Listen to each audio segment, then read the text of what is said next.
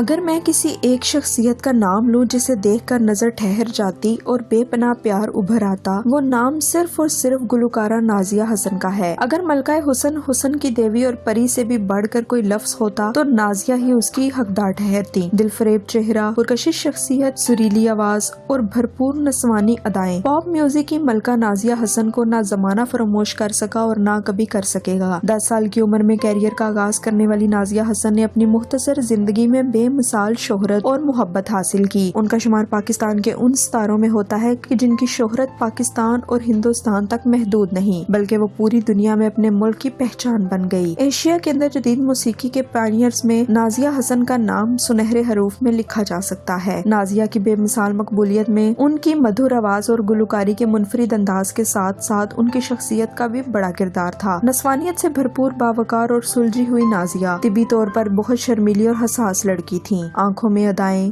گلے میں سر اور دل میں درد سمیٹے اس بے مثال گلوکارہ نے بہت جلد شہرت حاصل کی اور مقبولیت سمیٹی۔ شاید وہ جانتی تھی کہ ان کے پاس وقت بہت کم ہے۔ آپ کو یہ جان کر افسوس ہوگا کہ ہماری دل دادا گلوکارہ نازیہ حسن کو جوانی میں ہی ایک اذیت ناک موذی مرض نے آ گھیرا، جس نے پہلے ان کی ازدواجی زندگی تباہ کی اور پھر سونے جیسے حسن والی نازیہ کو مٹی کا ڈھیر کر دیا۔ اور جس طرح پوری دنیا میں اپنا نام بنانے والی نازیہ حسن کی لاش لندن میں لاوارث پڑی رہی، وہ بھی کسی عبرت سے کم نہیں۔ نازیہ 1965 کو کراچی میں پیدا ہوئی۔ ان کے والد بصیر حسن کنسٹرکشن کے شعبے میں وابستہ ایک خوشحال بزنس مین تھے۔ یہ ایک پڑھی لکھی اور ماڈرن فیملی تھی۔ نازیہ کی پرورش اور تعلیم و تربیت زیادہ تر لندن میں ہوئی۔ یہی وجہ ہے کہ وہ اردو پڑھنا لکھنا نہیں جانتی تھی۔ نازیہ کے گھر میں ان کے ماں باپ کے علاوہ بھائی زہیب حسن اور بہن زارا حسن بھی تھے۔ زہیب حسن بچپن سے ہی گلوکاری کا شوق رکھتے تھے۔ آگے چل کر بہن بھائی کی اس جوڑی نے باقاعدہ پروفیشنل کیریئر میں بہت سے گانے مل کر گائے اور بے مثال پذیرائی حاصل کی۔ نازیہ حسن نے 10 سال کی عمر میں ہی بہت اچھے گانے گانا شروع کر دیے، لیکن انہیں شہرت 1980 کی ایک انڈین فلم قربانی کے لیے گائے ہوئے گیت سے ملی۔ معروف ڈائریکٹر فیروز خان نے لندن میں نازیہ کو سنا تو فوراً ان کا گانا اپنی فلم میں شامل کرنے کا فیصلہ کر لیا۔ یوں نازیہ حسن کا گیت آپ جیسا کوئی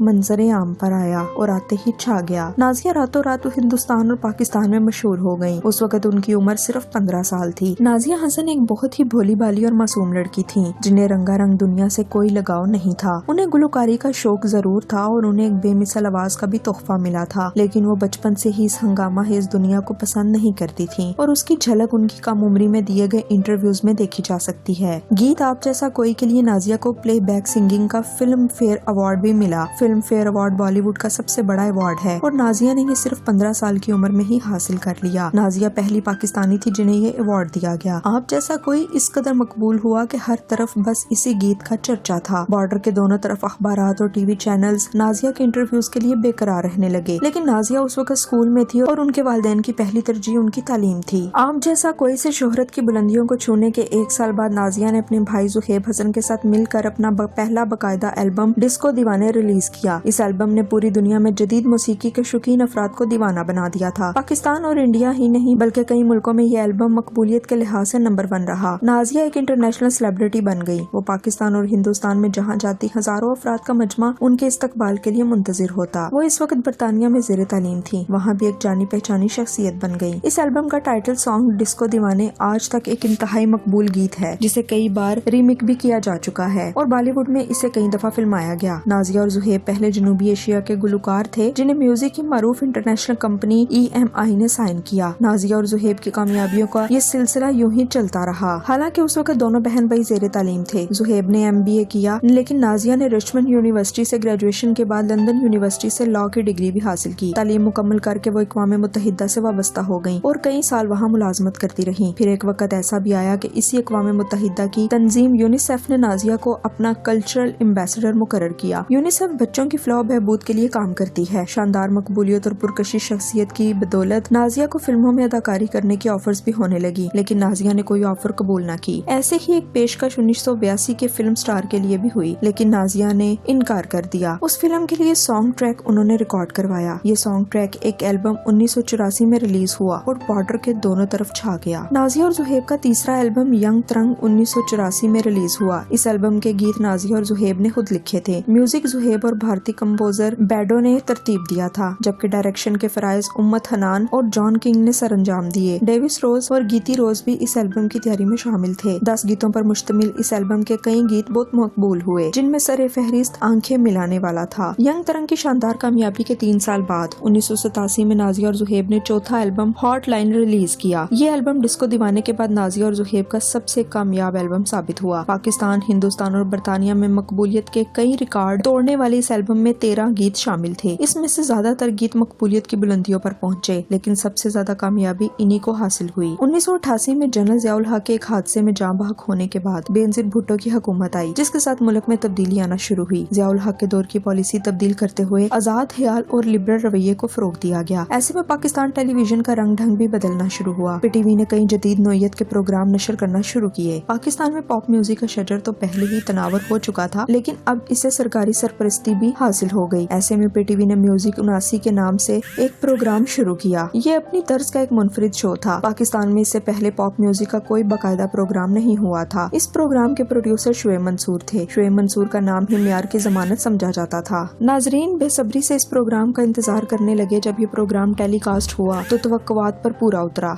यूं तो कई सितारे इस प्रोग्राम की जीनत थे, लेकिन नाजिया और जुहेब की जोड़ी नेशनल टेलीविजन की स्क्रीन पर छा गई। म्यूजिक 79 जहां इंतहाई मकबूल हुआ, वहीं इस प्रोग्राम से बहुत तनाज़े भी पैदा हुआ। ये एक मॉडर्न प्रोग्राम था जिसमें मगरबी तर्ज का लिबास पहने नौजवान गुलकार पॉप गीत गाते नजर आए। कई नौजवान धुनों पर थिरकते भी रहते और हाथ हिलाते। इस सब पर बहुत शदीद एतराज हुआ। नाजिया को अदाकारी का कभी शौक नहीं रहा, लेकिन उन्हें कम उम्री से ही अदाकारी की ऑफर्स आती रहीं। लेकिन न जाने क्यों वो अदाकारी से बेजार थी, और इसका इजहार उन्होंने कई एक इंटरव्यू में भी किया। जैसा कि मोइन अख्तर के शो में भी उन्होंने सवाल का दिलचस्प जवाब दिया। नाजिया दूसरे गुलकारों के साथ मुख्तलिफ टीवी शोज में नजर आती थी, जिसमें नदीम के साथ एक गीत बहुत मकबूल हुआ और आज भी सुनहरी यादों का हिस्सा है। नदीम और नाजिया ने मिलकर गीत कभी तुमको याद आएंगे गाया था, जो सुनने वालों का दिल मोह लेता है। नाजिया और जुहेब का 5वां एल्बम कैमरा कैमरा था। यह एल्बम मंशियात के खिलाफ एक मुहिम का हिस्सा था। इसके कई गीत बेहतरीन थे, लेकिन इस एल्बम को पहले 4 एल्बम जैसी शानदार मकबूलियत हासिल न हुई। अलबत्ता ये एल्बम नाकाम भी नहीं हुआ। 1992 में रिलीज होने वाले इस एल्बम के गीत अपने वक्त से बहुत आगे थे। एल्बम कैमरा कैमरा का सबसे मकबूल और यादगार गीत ताली दे थल्ले था। ये नाजिया के गुज़श्ता गीतों के मुकाबिल एक मुनफरिद नोयत का गीत था, जिसमें मशरकी अंदाज में नजर आई और बेहद खूबसूरत भी नजर आई। ये मधुर गीत बहुत पसंद किया गया और कई सालों तक टीवी पर बाकायदगी से चलता रहा। एल्बम कैमरा कैमरा के बाद नाजिया को फेफड़ों के कैंसर ने आ लिया। इस वक्त उनकी उम्र 30 साल से भी कम थी। नाजिया ने बहुत बहादुरी से इस मर्ज का मुकाबला किया और इसे शिकस्त भी दी। कैंसर से इस कामयाब जंग के बाद नाजिया का हौसला तो बुलंद हुआ, लेकिन उन्हें एहसास हो गया कि उनके पास वक्त कम रह गया है। वो लंबी जिंदगी नहीं गुजार सकती, इसलिए उन्होंने जिंदगी के बाकी तजुर्बात से गुजरने का फैसला किया। 1995 में उनकी शादी कराची की मारूफ कारोबारी शख्सियत इश्तियाक बेग से हुई।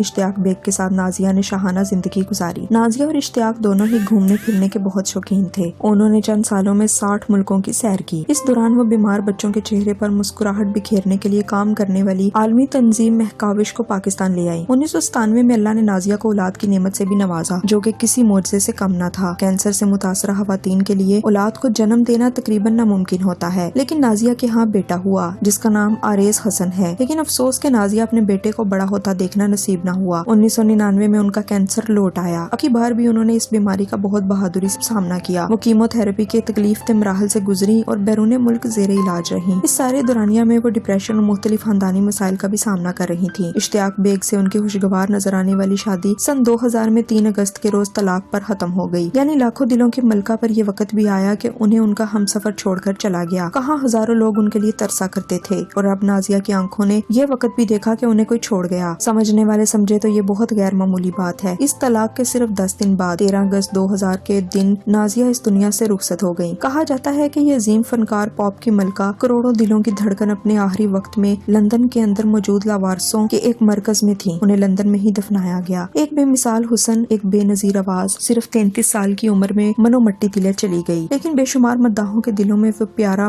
मासूम चेहरा, वो सुरीली मधुर आवाज कभी नहीं मर सके। हमारी दुआ है कि अल्लाह पाक नाजिया हसन को जन्नत में आला मुकाम दे। नाज़रीन, उम्मीद करते हैं कि आपको हमारी ये मालूमाती वीडियो पसंद आई होगी। मजीद अच्छी वीडियोस के लिए हमारे चैनल को जरूर सब्सक्राइब कीजिए और बेल आइकॉन को जरूर प्रेस कीजिए, ताकि हमारी हर आने वाली वीडियो आप तक बआसानी पहुंच सके। और इस वीडियो से मुतालिक भी कमेंट में अपनी राय से जरूर आगाह कीजिएगा।